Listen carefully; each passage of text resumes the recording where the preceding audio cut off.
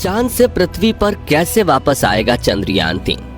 क्या इसरो ने बनाया है इस अंतरिक्ष यान की वापसी का कोई प्लान, या फिर चंद्रयान-2 की तरह चांद की कक्षा में घूमता रहेगा ये स्पेसक्राफ्ट?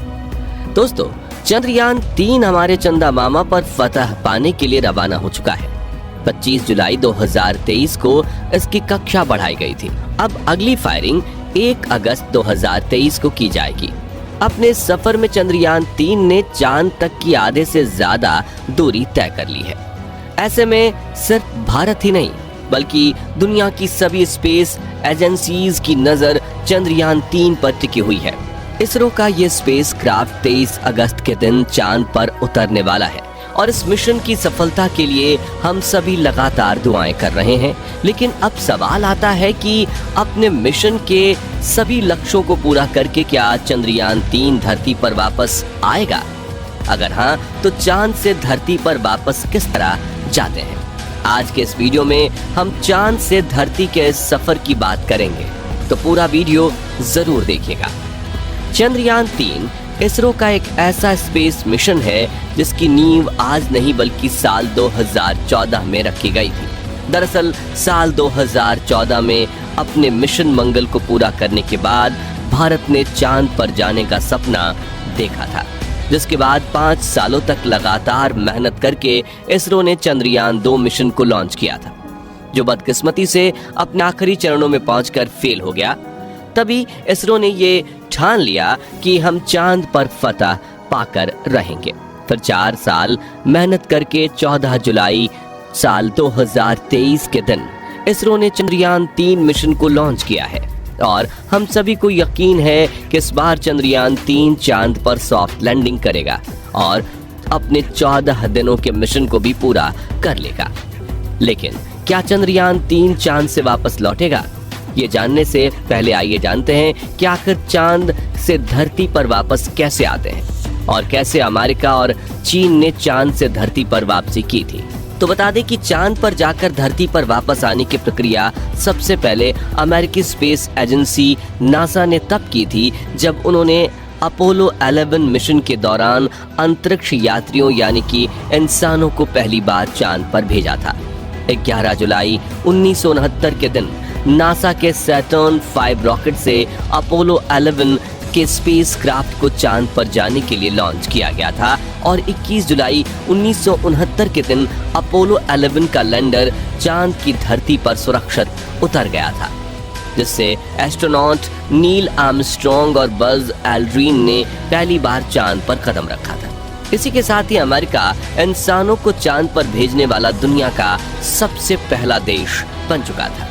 इस मिशन को लेकर पूरी दुनिया के लोगों में उत्सुकता थी और नासा ने इसे लाइव स्ट्रीम करके पूरी दुनिया को दिखाया था। ये दोनों ही एस्ट्रोनॉट चांद की सतह पर 21 घंटे और 36 मिनट्स तक रहे थे, जबकि इनके साथ गए तीसरे एस्ट्रोनॉट्स माइकल कोलिंस चांद की कक्षा में भ्रमण कर रहे कमांड मॉड्यूल कोलंबिया में बैठकर इनका इंतजार कर रहे थे।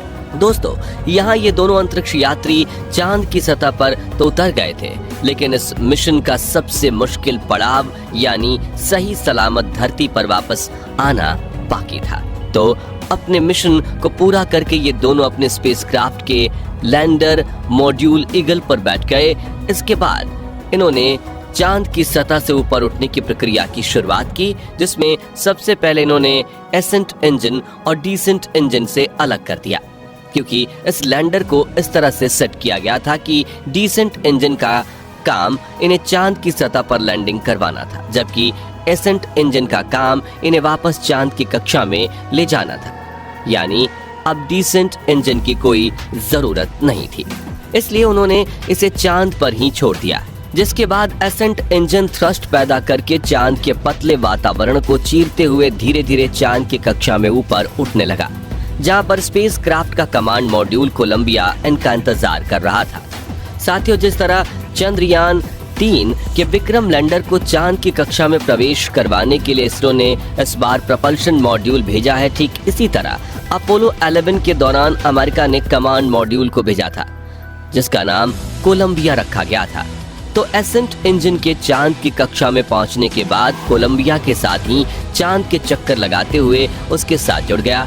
जिससे नील आर्मस्ट्रॉन्ग और बज एल्ड्रिन कमांड मॉड्यूल यानी कोलंबिया में चले गए। फिर धरती पर वापस आने वाले स्पेसक्राफ्ट के वजन को कम करने के लिए एसेंट मॉड्यूल को कमांड मॉड्यूल से अलग करके चांद की कक्षा में छोड़ दिया गया। फिर पायलट माइकल कोलिंस ने कमांड मॉड्यूल का इंजन ऑन किया और अर्थ इंजेक्शन फेज की शुरुआत की, जिसमें यह स्पेसक्राफ्ट चांद की गुरुत्वाकर्षण सीमा से बाहर निकलकर धरती की ओर बढ़ने लगा। अब पृथ्वी के वातावरण में प्रवेश करने से पहले एस्ट्रोनॉट्स ने इस स्पेस शटल के सर्विस सेक्शन को कमांड मॉड्यूल से अलग कर दिया, जिससे स्पेसक्राफ्ट का वजन कम हो जाए और वो अपनी त्रिकोणाकार बनावट की वजह से हवाओं को चीरता हुआ धरती के वातावरण में प्रवेश कर जाए। इस दौरान जैसे स्पेसक्राफ्ट पृथ्वी की गुरुत्वाकर्षण की सीमा में दाखिल हुआ तो ग्रेविटी की वजह से तेजी से धरती की तरफ बढ़ने लगा। दोस्तों, जब भी कोई स्पेसक्राफ्ट धरती के वातावरण में प्रवेश करता है तो घर्षण की वजह से काफी गर्मी पैदा होती है। इसलिए स्पेसक्राफ्ट की बाहरी दीवारों पर हीट रेसिस्टेंस ब्लॉक लगाए जाते हैं। और अपोलो 11 भी जब वातावरण में प्रवेश कर रहा था तभी घर्षण की वजह से उसके बाहरी हिस्सों में आग जल रही थी, लेकिन अंदर एस्ट्रोनॉट्स सही सलामत थे। और जब कमांड मॉड्यूल निश्चित ऊंचाई पर आ गया तो उस पर लगे पैराशूट को खोल दिया गया, जिससे उसकी रफ्तार कम हो गई और उसने पैसिफिक ओशियन में प्रशांत महासागर में लैंडिंग की, जहां से नासा की टीम ने तीनों एस्ट्रोनॉट्स और कमांड मॉड्यूल को रेस्क्यू कर लिया। और इस तरीके से अपोलो 11 के कमांड मॉड्यूल ने चांद से धरती तक का सफर तय करके 24 जुलाई 1969 के दिन सफलतापूर्वक वापसी की थी। दोस्तों, अब अगर आप कहें कि ये तो 50 से भी ज्यादा साल पुरानी तकनीक है, तो बता दें कि साल 2020 में चीन ने भी अपने मून मिशन चेंगई 5 को लॉन्च किया था, जिसमें लगे लैंडर का काम था चांद की सतह पर सॉफ्ट लैंडिंग करना और अपने रोबोटिक पार्ट्स की मदद से लूनर सैंपल कलेक्ट करके धरती पर भेजना।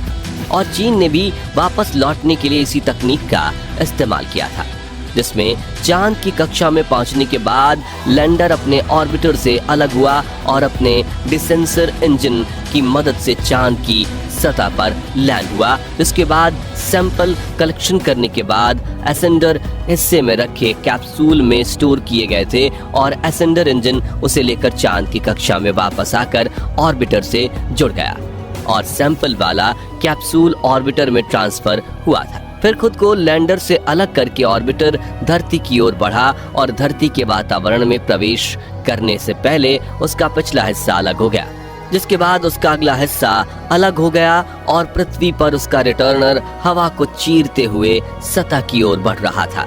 और सही समय पर उसके पैरासूट खोलकर उसकी रफ्तार कम की गई थी और वो चाइना के मंगोलिया में लैंड हुआ था, जहां से उसे रेस्क्यू करके लूनर सैंपल कलेक्ट किए गए थे। चीन के इस मिशन की लॉन्चिंग 23 नवंबर 2020 के दिन हुई थी और 16 दिसंबर 2020 के दिन इसने धरती पर लैंडिंग की थी। अब दोस्तों, अगर हम हमारे चंद्रयान 3 की बात करें तो 23 अगस्त के दिन शाम के करीब 6 बजे चंद्रयान 3 का लैंडर चांद की सतह पर लैंडिंग करेगा, जिसके बाद उसके अंदर मौजूद रोबोटिक प्रज्ञान रोवर बाहर निकलेगा और ये दोनों ही चांद की सतह पर अपने प्रयोग करेंगे। जानकारी के मुताबिक ये मिशन करीब 14 दिनों तक चलेगा, जिसके बाद लैंडर और रोवर वहीं अपने आप निष्क्रिय हो जाएंगे। जी हाँ, चंद्रयान 3 को चांद से धरती पर वापस लाने के लिए बनाया ही नहीं गया है और इसमें धरती के वातावरण में वापस एंट्री कर सके ऐसा कमांड कैप्सूल शामिल ही नहीं किया गया है, क्योंकि इसरो का मुख्य लक्ष्य सिर्फ चांद पर सॉफ्ट लैंडिंग करना है, वहां की डेटा कलेक्शन का है, सैंपल कलेक्शन का नहीं। यानी चंद्रयान 3 की धरती पर वापसी नहीं होगी। और अगर भविष्य में इसरो चंद्रयान 4 मिशन के दौरान अपने स्पेसक्राफ्ट को चांद की सतह पर सैंपल कलेक्शन करने के लिए भेजता है तो धरती पर वापसी के दौरान चंद्रयान 4 भी अमेरिका और चीन की जैसा ही रूट अपनाएगा और धरती पर लैंड करेगा। यहाँ बता दें कि अंतरिक्ष से धरती पर आने का एक और तरीका भी है, जिसमें स्पेस शटल का आकार एक एयरप्लेन की तरह होता है, जो पृथ्वी के वातावरण में प्रवेश करके हवाओं को चीरते हुए अपनी लैंडिंग साइट की तरफ बढ़ता है, जो सामान्य रूप से एक एयरपोर्ट होता है, और नीचे पहुंचकर वो एयरपोर्ट रनवे पर एक हवाई जहाज की तरह ही लैंड करता है। हालांकि स्पेसक्राफ्ट की रफ्तार हवाई जहाज से काफी ज्यादा होती है, इसलिए उसे धीमा करने के लिए पीछे से पैराशूट भी खोला जाता है। अमेरिकी स्पेस एजेंसी नासा के पास डिस्कवरी नाम की इस तरह का एक स्पेस शटल है जो आज तक 39 बार स्पेस में जाकर वापस आ चुका है और धरती के वातावरण में वापस एंट्री के दौरान ऊष्मा और घर्षण से बचने के लिए इसके बाहरी हिस्से में 25,000 हीट रेजिस्टेंस टाइल्स लगी हुई हैं। दोस्तों बता दें कि भविष्य में अगर हम भी इंसानों को अंतरिक्ष में भेजेंगे तो ज्यादा स्पेस एजेंसीज इसी लैंडिंग टेक्निक का इस्तेमाल करेगी। तो दोस्तों अगर आप भी चाहते हैं कि इस बार भारत चांद को अपनी मुट्ठी में कर ले तो कमेंट बॉक्स में इसरो को अपनी दुआएं और शुभकामनाएं जरूर दीजिए और जानकारी पसंद आई हो तो वीडियो को लाइक और शेयर जरूर कीजिए। साथ ही चंद्रयान 3 मिशन से जुड़ी पल पल की खबर जानने के लिए हमारे चैनल को सब्सक्राइब करके पास वाली घंटी को जरूर बजा दीजिए।